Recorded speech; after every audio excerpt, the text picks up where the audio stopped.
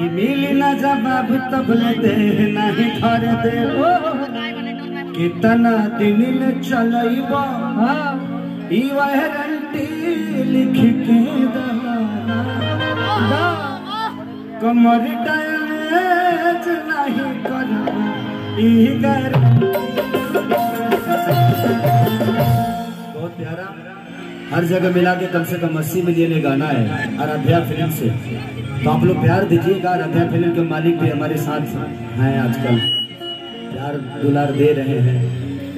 और आपके ही नेपाल के बहुत अच्छी कलाकार सोम्या पोखरेल जी भी आई हैं। आइए सोम्या, आइए।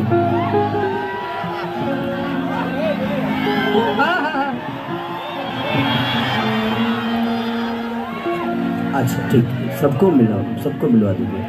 चलिए, खुश रहिए, खुश रहिए।